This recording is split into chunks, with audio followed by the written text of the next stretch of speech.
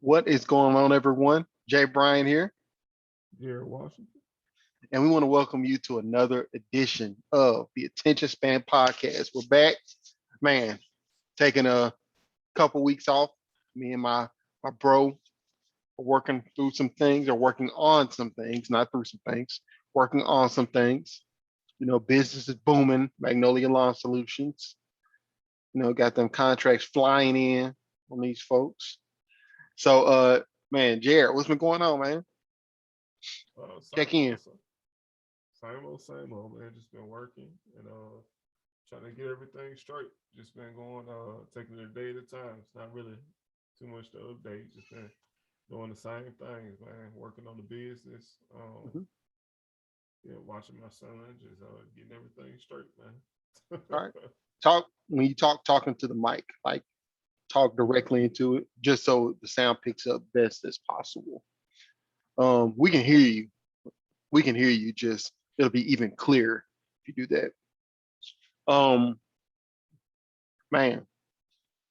So on my end, I mean, Jerry, you already know we're selling. Can you hear me? Okay, Yeah, I can hear you. good. Yeah, that's much clearer when you talk right into the mic. Okay. Is that mic run to a preamp Audio or is it interface.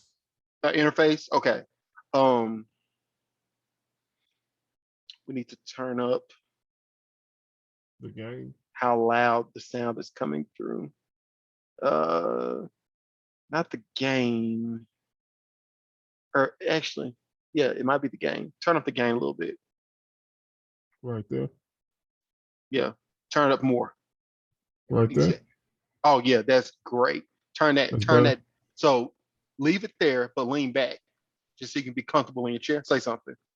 All right. Just All right. say your ABCs. A, B, C. Oh yeah, that's much clearer. Perfect. All right, man. We in Okay. business. Okay. All right, but man, so going through some major transitions right now in my personal life for the better. Um, and Jerry, you know what's going on with that. Speaking business, doing well, amazing, having fun doing it. Next thing coming out, you all is just working on putting together a series called it's a series called the L&D Learning and Development Insiders series, and that's insiders, but it's spelled INSIGHTERS. So it's gonna be pretty cool interviewing people that are high up in the L&D space, like director, manager level, and just getting some of their best practices for all of my L&D professionals out there. So been working on that. I already have an interview, had an interview with the CEO of a L&D company, and got a testimonial from her. Spoke at one of her events a few months back. So man, great things are happening. Amazing. Love my life. Love what's going on. Just grateful, really grateful. Man, I want to get into so what has my attention. So I was recently, I was a couple of weeks ago actually. We were going to discuss this on last week's podcast if we would have had it, but we're going to talk about it now. My brother and I were talking a little bit just over our chat that we have. We're talking about some possible topics to discuss that are near and dear to us, and one of them was social anxiety. Social anxiety. Now, I think we've touched on this a little bit on the podcast, never gone in depth about it. Hold on one So, second. okay, Sorry. yeah, no problem. We've talked about it before, but we haven't gone in depth on it. So, we're definitely gonna go in and break that down a little bit as pertains to us, and then we're gonna talk a little bit about some ways to work through that, and some ways to just improve life. And in our case, that's going to be concerning self talk. I'll even give a recommended reading for that you can check out. So, man, so Jared, social anxiety, you hit me up about it in the chat. So, what do you want to mention? What's the big thing with that? Do you struggle with it? For the listeners that haven't heard the podcast before, do you struggle with it, or did you struggle with it? And what did you do to overcome that? Well, I mean, for most of my life, yeah, I definitely struggle with it. It's been something that I struggle with for a while because it's one of the things that I think it's one of those things that you come up as a child, and it's not something that you can really it's something that you control, but it really depends on your environment and the factors of where you're at, in your life when you're young, because a lot of trauma and dealing with people and your human social interactions, kind of like when you're young, you don't really know what crowd you're hanging around, and if you're not around people that are really like productive and really like good for you necessarily, then it can really put you in the wrong headspace about people as you grow older. So that's kind of where I'm at on social anxiety. And like right now, do I deal with it? Yes, but to the extent that I did when I was younger, no. Um, Now, as far as tools to overcome it, um, I always say, man, like it's about balancing your energy and like meditation, speaking to supportive people, exercise, and all the cliche things. But the cliche things a lot of times are what works. And it's a reason why they're cliche, because they work. 100%.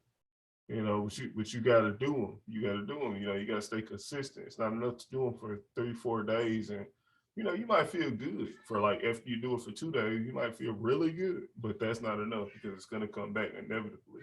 Those feelings, and that's kind of where I'm at on it, man. I just do those things, and when I'm doing them, it's almost damn near non-existent. You know what I'm saying? It's there, but it's not something that really like it affects me. But We're when I'm rated not, G podcast. I don't need you to say the D word. okay, I'm just okay, kidding. You good? Go ahead. okay, okay. But like I'm saying though, I've seen though when I don't do it, it's like what I'm saying? Like I feel it. I really do as I go out and try to like network or talk to people. So yeah, for sure. What about you? Oh yeah, I still struggle with it right now, from time to time. Definitely struggled more so when I was a kid. I think that I was more so shy, just as a person. I had that trait. I was shy, um, and a little social anxiety on top of that. I wouldn't say it was debilitating. I literally think it was mostly shyness, but I did struggle. And what turned it around for me, if you've ever struggled with social anxiety, you know that it's like a voice in your head telling you something's going to go wrong. This person's looking at you like you're trash, you're fat, you're ugly. This for us, we're men, so you know we talk to women or girls back then, and it was like, oh, she's going to think I'm ugly before I even said anything to her. She might think I'm the finest thing in existence, or might have thought I was the finest thing in existence, and but I wouldn't know that because my social anxiety, that voice was telling me what was going on or what was going to happen. And not to mention I was shy. So I hadn't really even developed too much or too many social skills at that point. And so what turned it around for me was I was in the lunchroom in eighth grade, and I was sitting there, and I was in basically like the advanced classes. So I was in the algebra class, and we were like the smart people class. There was another algebra class as well. So us two classes, we were that like advanced track classes, just people who were good, good in learning the way that schools taught. So there was a girl in this other class named Jamie. I won't say her last name. Her name was Jamie, and she sat across from me at the lunch table. Our classes used to eat lunch together at the same time, rather. And she sat across from me at the lunch table, and I'll never forget. I didn't say anything to her because I was shy. Not that I was trying to hit on her or anything. I just was shy with everybody. Just got to the school, didn't know anybody. It was craziness, and so I was extra quiet. And I never forget, like verbatim. I can remember like looking at her, and she was like, she looked at me in my face. She was like, "You have some nice eyes. You should look people in the eye more and smile." That's what she said verbatim. That's all she said. You have nice eyes. You should look people in the eye more and smile. That's what she said. And I don't know why. People had told me that already before. Like my mom had told me that. People have told me that I had nice eyes, but I don't know. You just didn't. My mom said it. I was like, okay, mom, you said it to everybody. Okay, all your sons. So Of course, you're gonna think we're handsome, but girls think I'm ugly, because my social anxiety told me that. And she told me, when she told me that, for some reason it clicked. And not that day necessarily, I would say I slowly, and I kept remembering that in my head. It almost turned into like an affirmation. I was like, oh, I have nice eyes. I just look people in the eye and smile. And I slowly started to do it. I didn't do it that day, but next day I was like, oh, oh, like looked in the eye for a second, looked back down. you know, I'm like, oh God, they see me. Like I was all kind of stuff like that.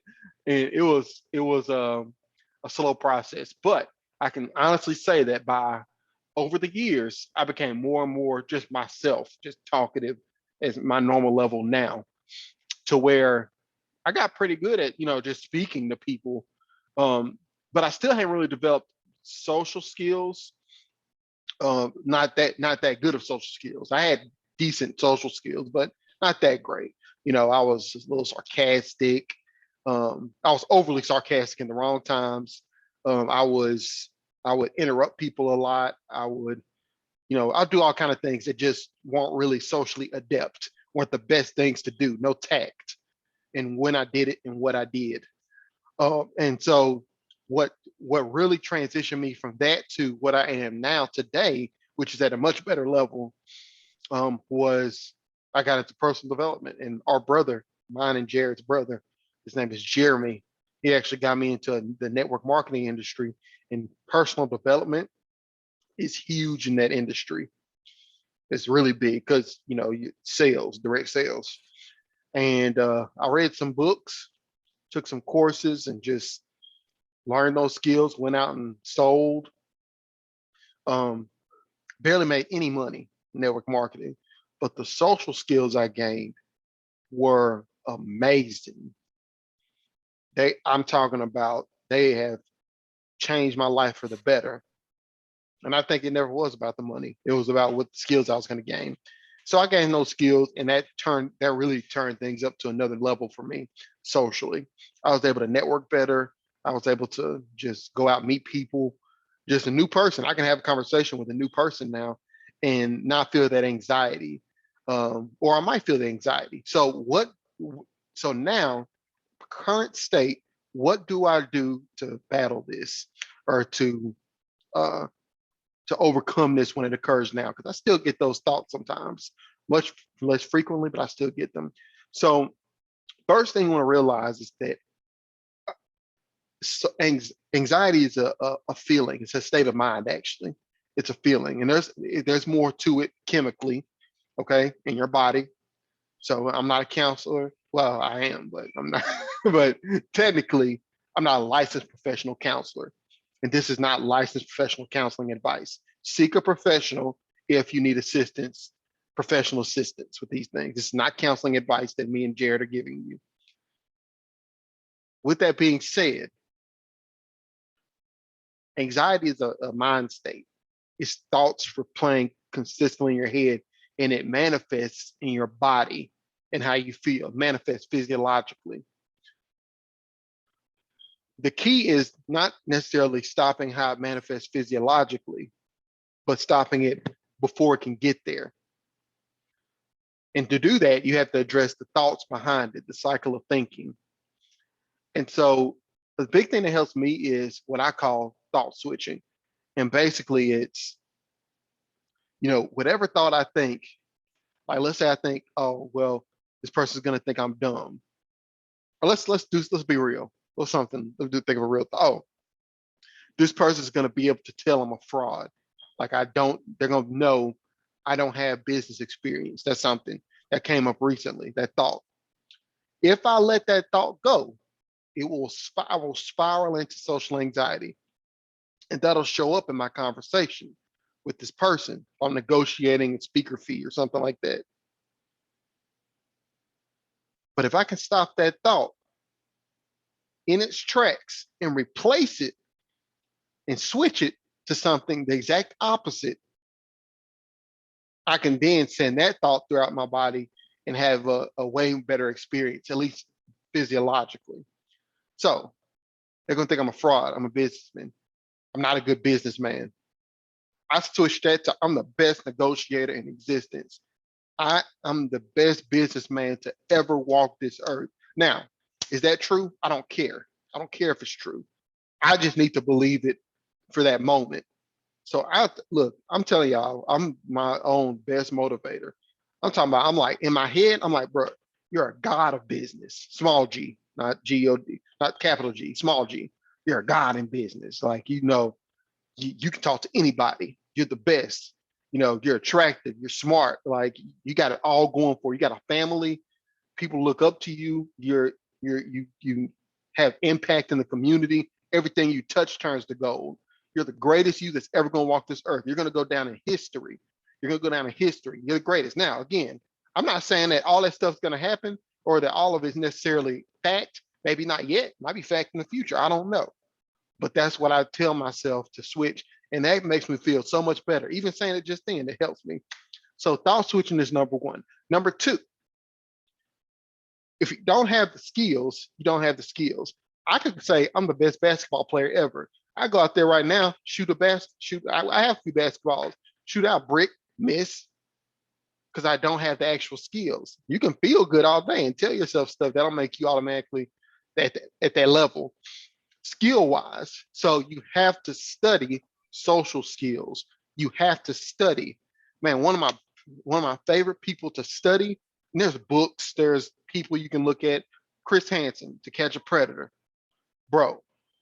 Chris Hansen from To Catch a Predator is the most resolute, best communicating, calm dude ever.